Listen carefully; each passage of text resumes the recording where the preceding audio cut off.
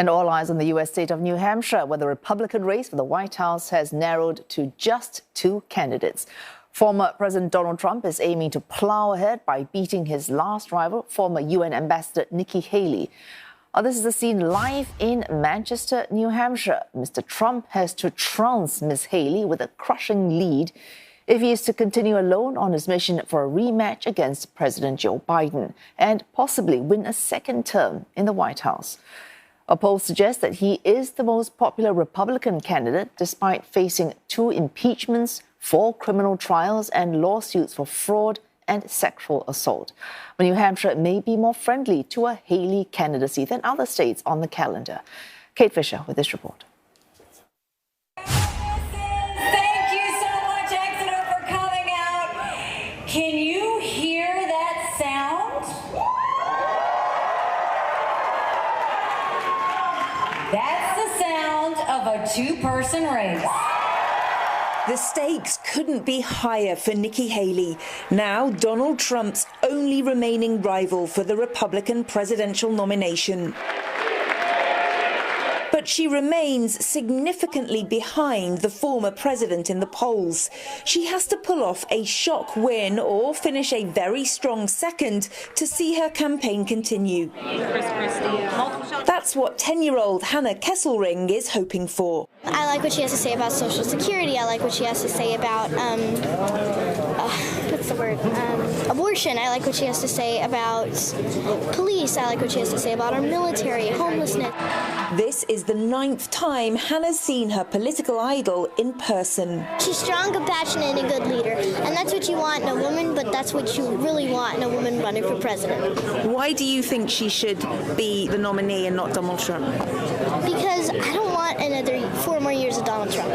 Like, he's mean. I only like a little of what he has to say, but he's so mean. That's a common theme amongst the voters at this rally. Here's a guy with 91 offenses against him, criminal, and yet they're voting him in as the president to be?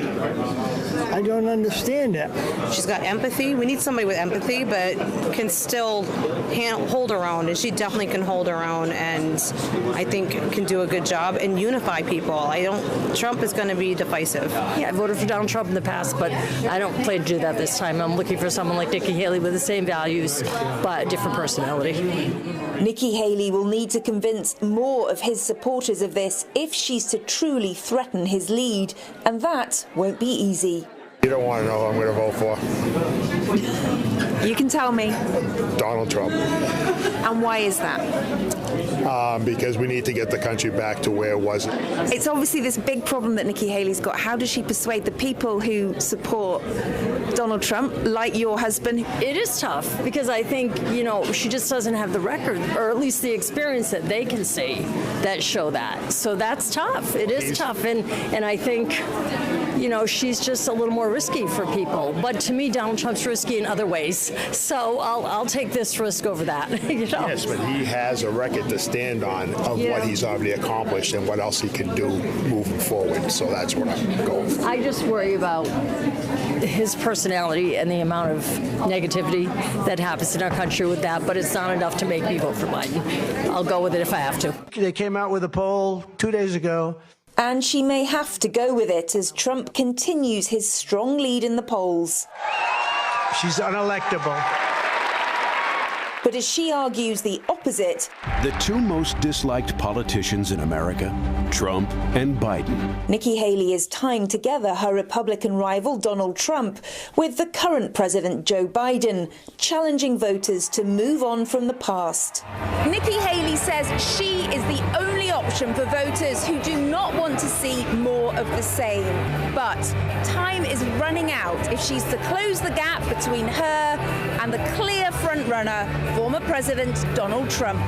Kate Fisher, CNA, New Hampshire.